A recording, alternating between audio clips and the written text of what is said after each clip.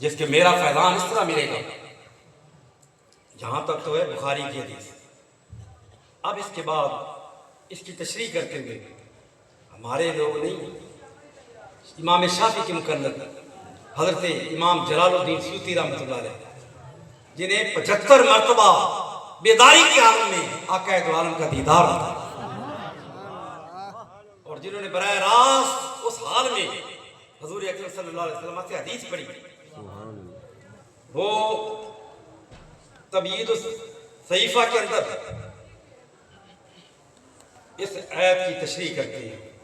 اور حافظ ابن حجر حیثمی یہ بھی شافعی ہیں، یہ بھی اس کی تشریح کرتے ہوئے کہتے ہیں فی معجزۃ النبی صلی اللہ علیہ وسلم حیث اخبر بما کان، اس میں غیب دان نبی کا معجزہ ہے کہ جو آنے والے زمانے میں واقعہ ہونا تھا حضور نے اس بندے کی اطلاع عطا فرمائی. سبحان اللہ.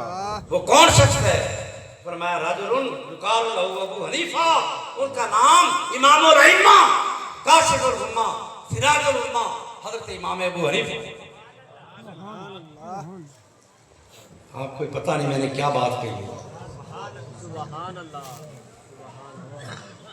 ہم جتنی بھی باتیں کرتے ہیں، نماز پڑھتے ہیں، بلکہ اس سے پہلے شروع ہو جائے، وضو سے شروع ہو جائے، طہارت سے شروع ہو جائے، طہارت کے مسائل، اذان کے مسائل، مسجد کے مسائل، نماز کے مسائل، روزے کا رمضان کا مہینہ آنے والا ہے، رمضان کے مسائل، زکوٰۃ کے مسائل، حج کے مسائل، ہم جس پر عمل کرتے ہیں وہ کس طرح کرتے ہیں؟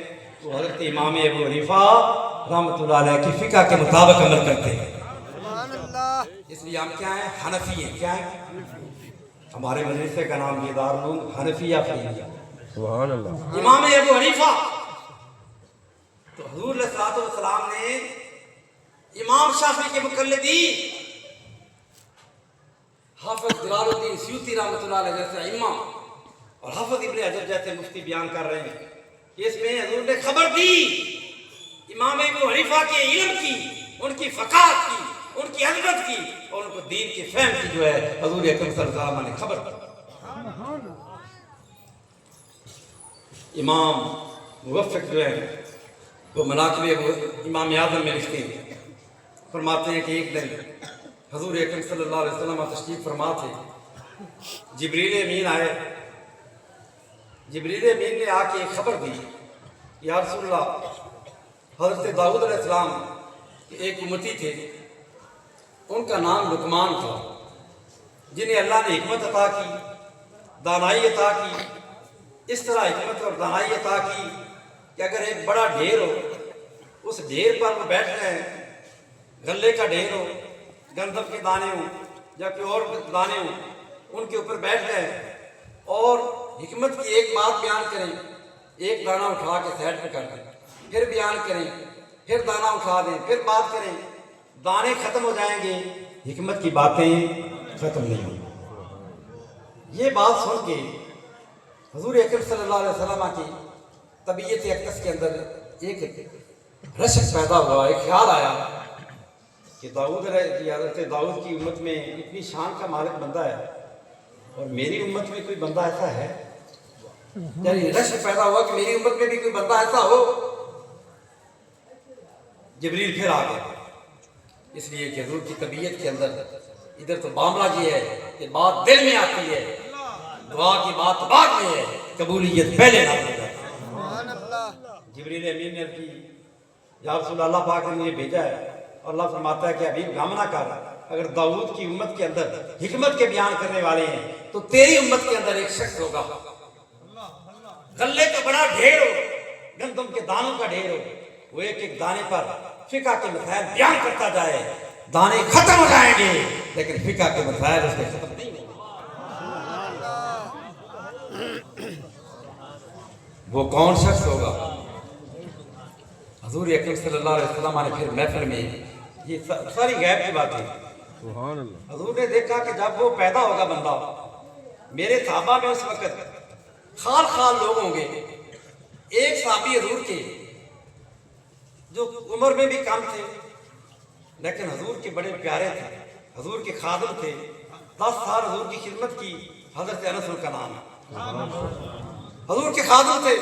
آپ نے حضرت انس کو بلایا اور بلا کر فرمایا منہ کھول. حضرت انس نے منہ کھولا. حضور علیہ السلام نے چشمہ علم و حکمت سے لعاب دہن حضرت انس کے منہ میں ڈالا اور فرمایا کہ انس یہ تیرے پاس امانت ہے. جب ابو حنیفہ نام کا شخص پیدا ہوگا بڑا ہوگا تیرے پاس ملاقات کے لیے آئے گا, میری یہ امانت اس کے دل میں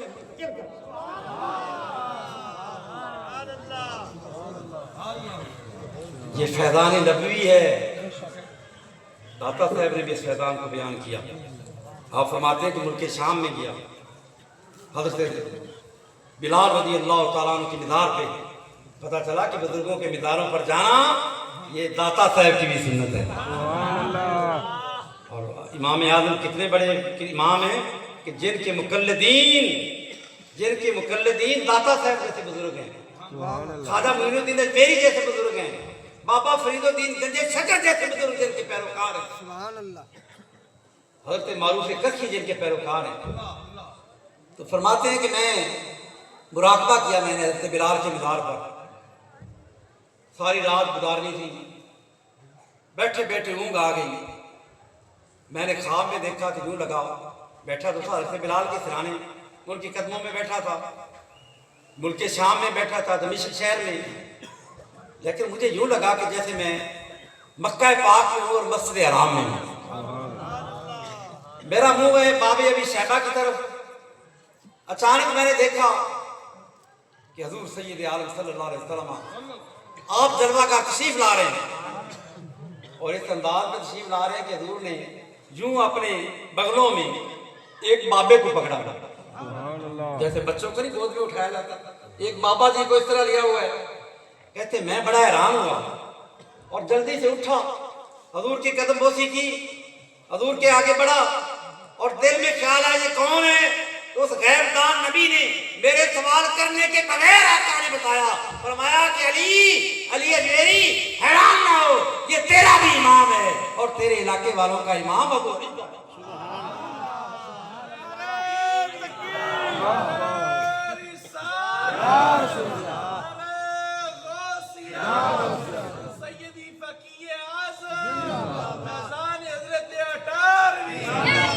داتا صاحب اس سے نتیجہ نکالتے ہیں, فرماتے ہیں کہ حضور نے یوں اپنے بغلوں میں اپنے بازوؤں میں ان کو لیا ہوا ہے. پتہ چلا کہ حضور نے اپنے اظہار میں لیا ہوا ہے.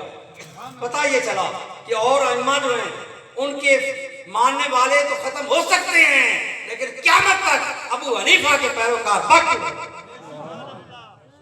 اور یہ بھی پتہ چلا کہ حضور نے فرمایا خوش ہو کر اور مجھے فرمایا کہ تیرا امام ہے. پتہ چلا کہ حضور کی خاص نظر ہے, حنفیوں پر نظر ہے, امام اعظم پر. دوستان گرامی قدر, پھر حضور علیہ السلام نے کیا کیا بشارتیں دی.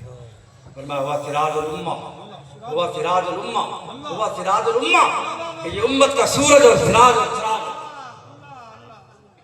ہم اپنی قسمت پہ ناز کریں کہ اللہ نے ہمیں ایسا امام عطا کیا, امام الائمہ. جب حضرت خواجہ اطار فرید الدین اطار رحمۃ اللہ لکھتے ہیں, جب آپ مدینہ پاک حاضر ہوئے امام اعظم تو کیا محبتیں تھیں, حضور کی بارگاہ میں حاضر ہوئے اور عرض کی السلام علیکم یا سید المرسلین, اے رسولوں کے سردار آپ کو سلام ہو. تو اندر سے قبر اطہر سے آواز آئی وعلیکم السلام یا امام المسلمین. یہ محبتیں تھیں. اور جب مکہ پاک میں گئے آپ نے کوشش کر کے ایک رات کی اجازت لی کہ کعبے کے اندر رہنا ہے, کعبے کے اندر ٹھہرنے کی ایک رات. آپ جب کعبے کے اندر گئے دروازہ بند کر دیا, کعبے کے اندر ساری رات عبادت کرتے رہے, آدھی رات کا وقت تھا. فنودیا من زاویۃ الکعبہ تھے, کعبے کے ایک گوشے سے آواز آئی اے مسلمانوں کے امام تو نے میری عبادت کا حق ادا کر دیا. غفرت لک ولمن اتبعک الی یوم القیامہ, کہ ابو حنیفہ تیری بھی بخشش کر دی اور جو تیرا پیروکار حنفی ہوگا اس کی بھی میری بخشش کر دی.